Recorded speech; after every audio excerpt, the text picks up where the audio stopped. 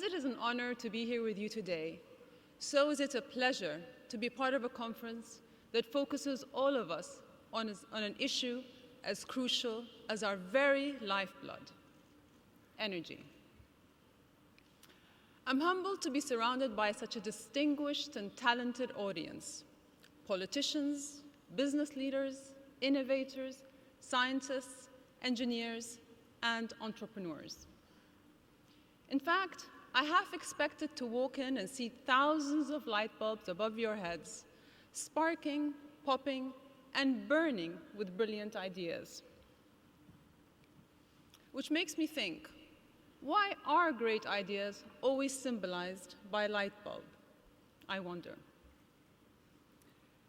By being here today, you're already part of the solution to the global energy crisis, fueling our future with innovation and humanity, bringing power and with it empowerment to millions around the world. So thank you, Sheikh Mohammed bin Zayed Al Nahyan, for your leadership. Yours is a bold and courageous leadership that we need on this issue. Thank you, Masdar, and thank you, Abu Dhabi, for bringing us all together.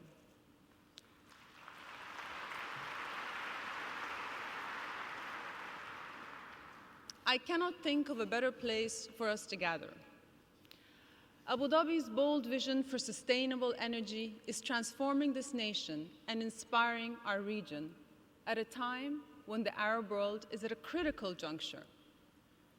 No one can predict the future, but this much is true: energy requirements will play a vital role in determining it. The Arab world includes some of the richest and poorest countries in terms of energy resources. This stark disparity is evident even in countries that share borders. Despite neighboring some of the most oil-rich countries, my country, Jordan, relies on imports to cover 96% of our energy needs. Our region hosts yet another contradiction. We're rich in the energy of our overwhelmingly young population, but poor in the opportunities we can offer them. And we've all seen the result of that: frustrated energy spilling onto the Arab street over the past 2 years. According to a Gallup poll conducted last year, in the midst of the unrest, the majority of Arab youth still placed finding a job as their #1 priority. Yet, if we continue with business as usual, too many are unlikely to find one in the next 5 years. It was Thomas Edison, the inventor of the aforementioned light bulb, who said that discontent is the first necessity of progress. Well, we've seen the discontent. Now, let's work on the progress. But in the absence of long-term sustainable solutions to our energy needs, progress will be slow and uneven, not just in this region, but everywhere. Today, 1.4 billion people, that's 1 in 5 in the world, still cannot access grid electricity. For 1 billion more, access is unreliable. And without sustainable energy, there can be no sustainable development. Energy is humanity's lifeblood. Where it flows, prosperity burgeons. Where it stalls, the impoverished and disadvantaged languish, burdened by multiple challenges. The most crippling effects of energy poverty are felt by children. It is a cruel irony that those who had the least to do with climate change and energy crisis are paying the highest price, and they know it. Last year, the Child Fund Alliance surveyed over 6,000 children aged between 10 and 12 from 47 countries to find out about their hopes, aspirations, and fears. In one question, they were asked, if you could do one thing to improve the environment around your community, what would it be? The answers might surprise you. They didn't say, build a soccer field or give us a playground. Some of the most popular responses from children were pleas to improve infrastructure, drill for water, build schools and hospitals, provide electricity in latrines. Although they were young, they were wise beyond their years. In recent years, the global community has made great progress in improving the lives of children, with more children enrolled in schools, less global deaths among children under 5, more access to clean drinking water. But in too many places, this progress is not only slowing, it's in danger of stalling. Take Gaza, where power cuts, a daily reality, make studying at home tough.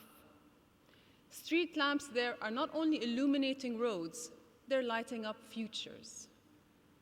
Look, and you will see children huddled under them, textbooks in hand, reading, learning. They have learned to make a little light go a long way. Looking up from his notes, 10-year-old Yazan says, "When my mother buys me a candle at home to study, it doesn't last so long, so I come here. I hardly ever notice the passing cars. I'm here to study because I wish to become a doctor." Here's the thing. Maths can be hard. Grammar can be hard. Exams can be hard. Light to study by in the evening in the safety of your home, that should be easy. Because if it's not easy, children will drop out of school. And as they do so, the promise of better health, good jobs, and stronger economies goes with them. Or take Yemen, where in the past year, there have been some days with less than 1 hour of electricity, and where sitting under street lamps to study is simply not an option for girls.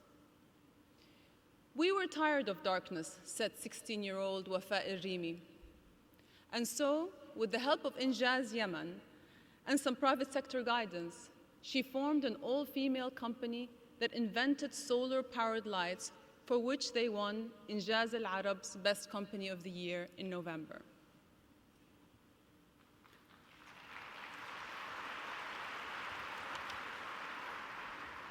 Like Sudan, where midwives pray that mothers will give birth at daylight.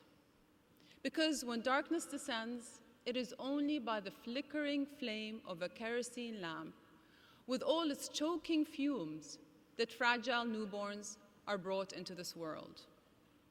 Na'mat, a midwife, recalls a harrowing moment during a delivery. "Suddenly, a very strong wind blew out the lamp's light.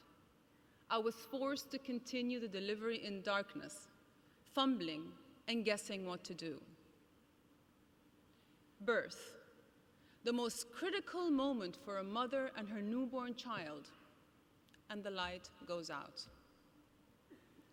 Or take Iraq, where blackouts are so frequent, the Al-Dakhil clinic in Baghdad had to destroy precious medicines because they couldn't be kept at the right temperatures, and where they had to cancel their children's vaccination program because the vaccines couldn't be stored properly. Children don't deserve these injustices. But there is light, and well before the end of the tunnel. You and I know that there are no technical barriers to universal access to modern energy. With capital investment and political will, we could light up schools for children, power health clinics for mothers and their babies, and pump clean water for families.